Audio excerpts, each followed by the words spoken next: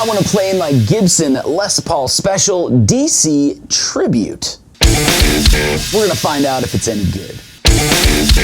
This video isn't like other videos out there, you know, where it's like 7.5 minutes worth of talking and only a minute worth of playing.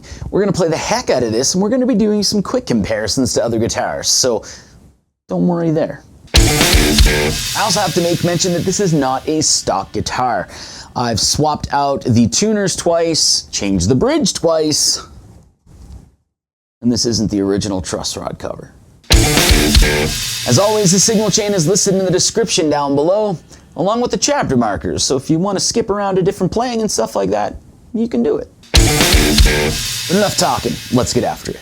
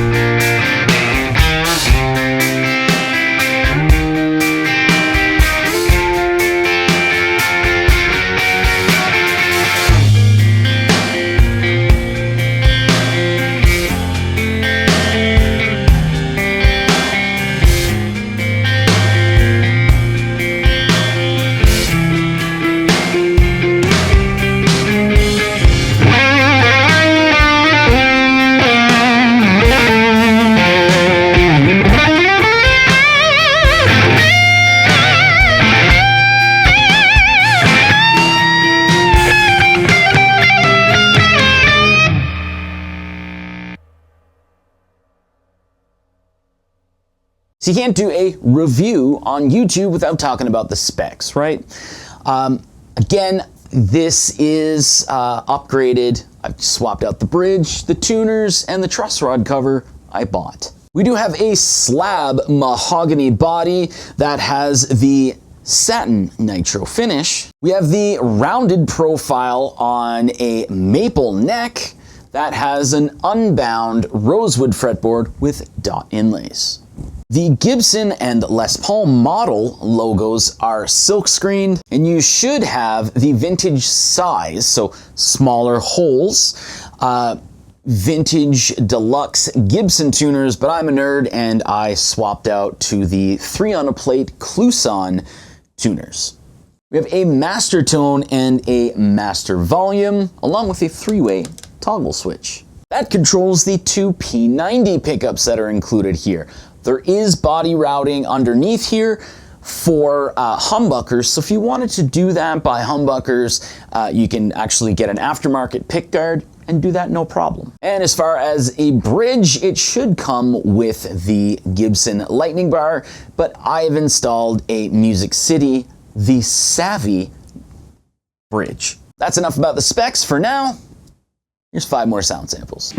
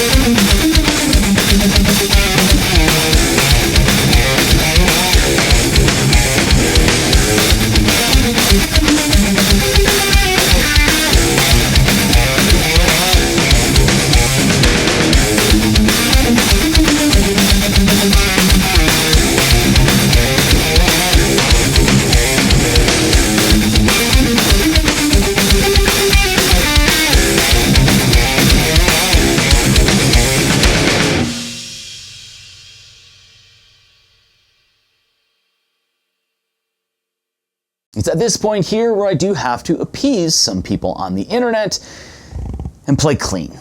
So what I'm gonna do here, so I stop tears from turning themselves into comments, we're gonna be playing the bridge, the middle, and then the neck in a clean setting.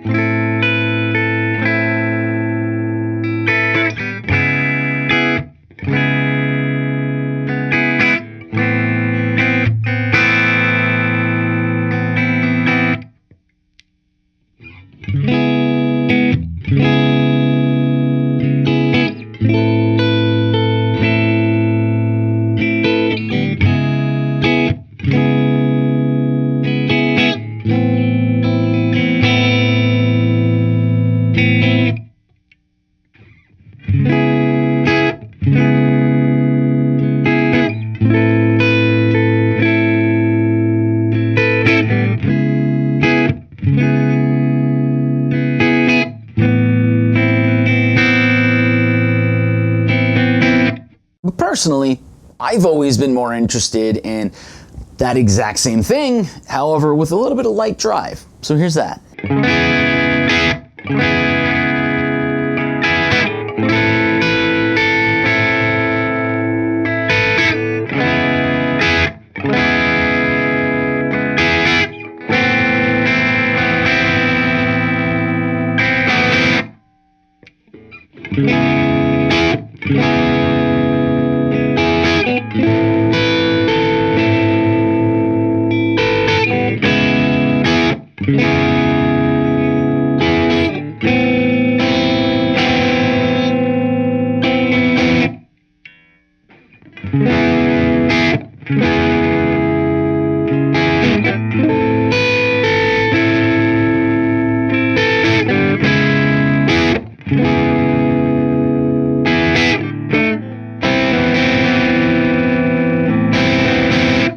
Now we do have two Gibson potentiometers here.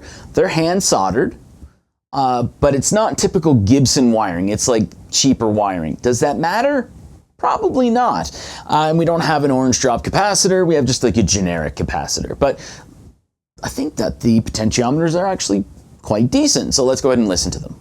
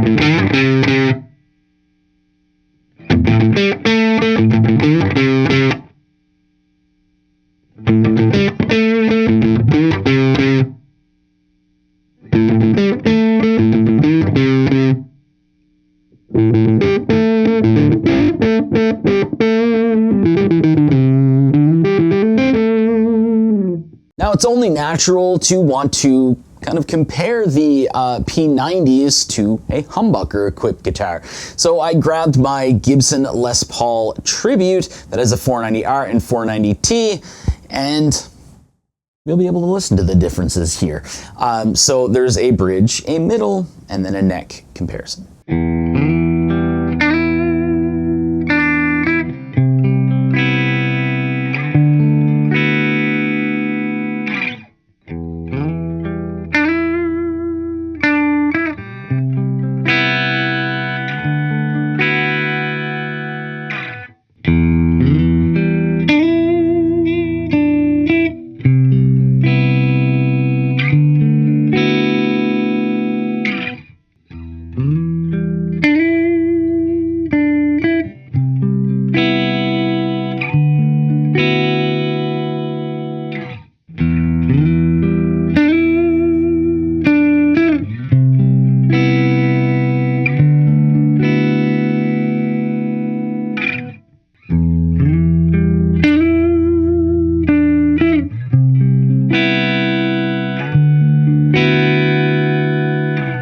From there, you might be curious on the differences between the DC Special Tribute and the regular Gibson Les Paul Special.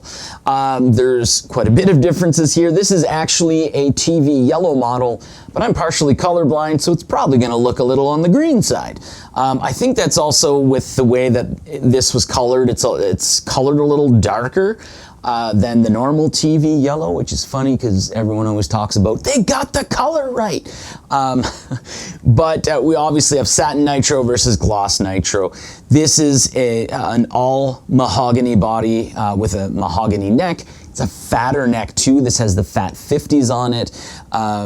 So whereas this has a maple with the rounded profile, the fat 50s with a mahogany neck is a lot thicker here. As far as feel, this has binding on the neck, so with the little fret nibs on the end. This is an unbound neck, so after a few years, actually it's been doing pretty good, but actually after a few years, if you have like a climate that goes cold, warm, with the way that the wood will move on the fretboard, you might actually start to feel the fret ends on this guitar, whereas you wouldn't really on this one. This also has 2 volume, 2 tone, and it is hand wired with typical Gibson wiring and orange drop capacitors. The biggest thing here is the difference on where the neck sits when it meets the body. So if you're playing these seated, this will feel like the neck is about 2 inches further away than this one will. But here is a quick bridge, middle, and then neck comparison.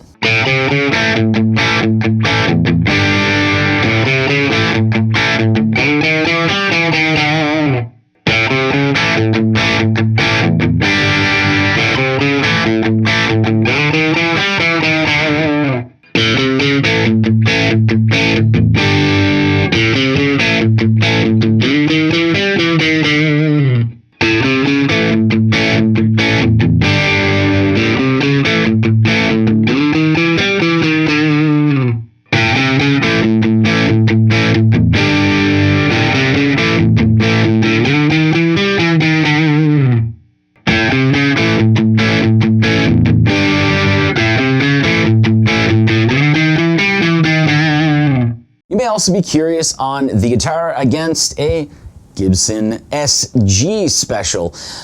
Basically all the same specs as the Les Paul Special, however it has a slim tapered neck as opposed to the fat 50s, so it's a little thinner than the rounded profile here. The big thing that you'll notice when you're playing seated is the SG Special will sit like another inch further away than the Special DC Tribute would.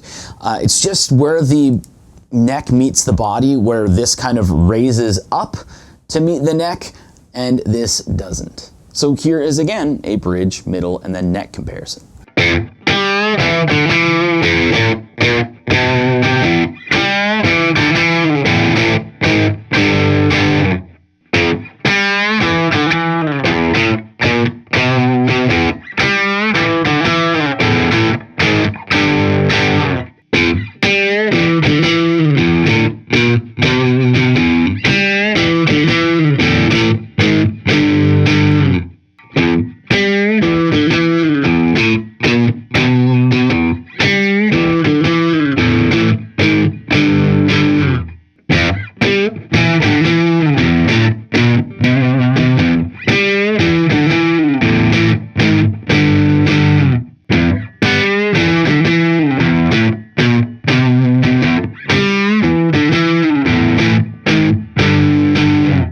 I swear every time I do a video with a guitar that has P90s, I have to compare it to a Strat. So I have an American Professional 2 Stratocaster here, and basically that's just because P90s are single coil, Strats are single coil.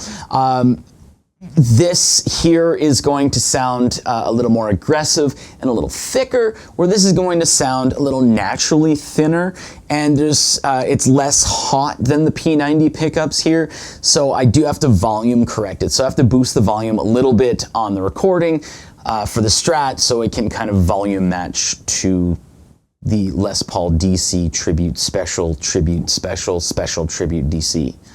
I don't know why I did that. But here is a bridge, a middle, and the neck comparison. So we're not going to be using positions 2 or 4, and we're not going to be using the push-push that adds the neck to the bridge or the bridge and middle positions.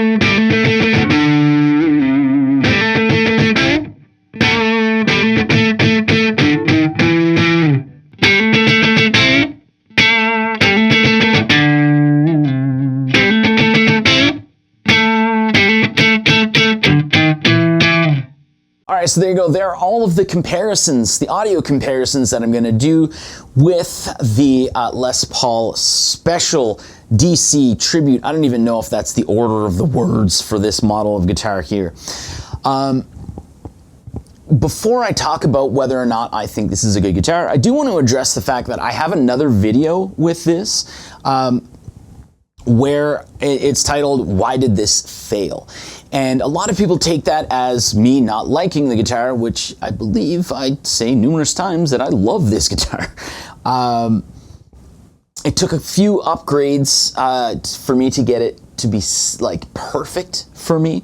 But that's definitely not the case. I love this guitar. But what happened was, they had the junior model of this, and it was like guitar of the year, and everybody loved the junior model. And then they reintroduced it with a side output jack and a neck pickup. And at that point, something happened where it wasn't as popular as the junior model was, and it didn't last very long before they discontinued it. And when it before it was discontinued, it was heavily discounted price-wise, and they sat on the shelf for a long time. And then Reverb, people decided to sell it at a higher rate and note that it was a discontinued model. A lot of people, when they hear no longer available, they go, it's rare, and they have to buy it. So I think there's been somewhat of a downturn in that. And if someone's watching this video, like this part of the video here, probably going to go, you can still see them on Reverb for high amounts. But I've seen this here in Canada locally for sale again for around like $800. I saw 2 of them in the last month. And the junior model, I've seen 3 of them listed used. 2 were $600 and 1 was $800. So I don't know if that just means that who cares about the whole discontinued thing now, and maybe they're gonna be a little more affordable, but who knows. But this was discontinued, and they introduced this, which did all right. It was around for a lot longer, and this was actually recently discontinued in favor of the Les Paul Modern Lite, I think it is, or it's LT or whatever. So it's basically the exact same thing as this with a tummy carve and a tunematic bridge. So I think a lot of confusion was brought in with the fact that this had the lightning bar on it, but it's basically set to mimic the Les Paul Special rather than like a typical Les Paul. And I think that's just where some of the disconnect was. So now that I've got that out of the way, let's talk about whether or not I think this is a good guitar. Is this any good? And I've already said it, yes, it's a fantastic guitar. I say fantastic every day. It's an excellent guitar, everybody.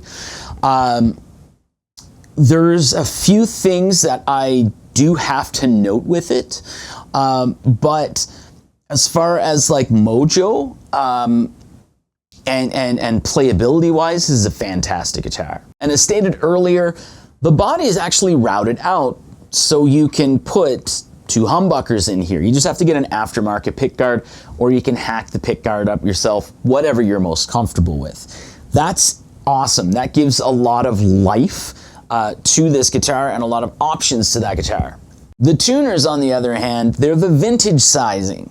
So if you wanted to get any tuners that you wanted to put in here, like the more modern size, you'd have to route out the holes, so you basically have to widen out the holes. So that means if you don't want to do that, you have to buy vintage sized tuners, which I think is awesome, because I really do enjoy the vintage sizing. That's why I bought the 3-on-a-plate Kluson style. I did start out with Kluson Revolution locking tuners, but I've got this weird thing going on where I think I'm crazy, and I'm starting to sour a bit on the vibration that you get from locking tuners. So I switched back to regular tuners, but I got the more vintage type 3-on-a-plate. Also means if you're swapping your hardware to gold hardware, you have to take the ferrules or the bushings out here, which is a little bit of a process. And as far as the bridge, I noted that I changed the bridge twice. I went with a Tone Pros where you can intonate that bridge, but it seemed like it was just a little too big where I rest my palm. And I don't know, it just seemed like it got in the way, and it was a less pleasing way of playing this guitar, at least to me. You could find it perfectly normal, but I just found that the bridge was a little too big and it was a little honky. So I swapped over to this one here is compensated rather than what's typically found on like Les Paul Specials, which is non-compensated. This is the Music City, the Savvy bridge.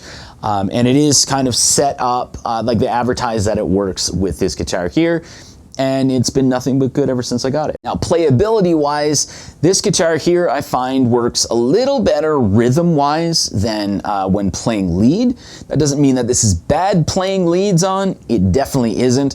But it's got this weird thing. I don't know what it is. It seems like maybe the neck heel should be a little bigger, but the fretboard doesn't really rise up from the body too much.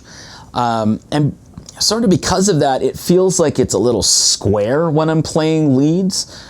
So when I start getting to the point where my finger's about to touch the body, it just feels really weird to me. Again, not a bad thing, it's just something that I take note to. I think because of the pickguard here, that actually adds on to like the height of the body. And with the fretboard not being up as high, I guess, I tend to hit the pickguard with my pick quite often. I know that guards the body from scratches and stuff, but I don't do that on any other guitar. So that is something that I find a little weird too. But again, this has P90s, which is fantastic. They're highly responsive pickups that a lot of people do sort of overlook. They're very aggressive and very, very responsive. So when you're playing, they're a little more responsive than humbuckers too, whereas you can get like a almost clean sound just by, you know, stroking the strings a little lighter, and then once you start digging in, you can get a lot of grunts and growls in that without changing anything on the amp. I really do wish that they would reissue this guitar. Not with the pickguard though. I would remove the pickguard, but it would be nice if they actually added a maple cap, a carved maple cap to this, like the old Les Paul DC standards that they had a while back. Now I know a lot of people thought like, oh, they're ripping off Paul Reed Smith, even though the Santana design was inspired by this kind of a thing. But I just really wish they were able to kind of get the formula correct to bring it to the mass market, because I really do think it's a beneficial shape and it's a beneficial guitar.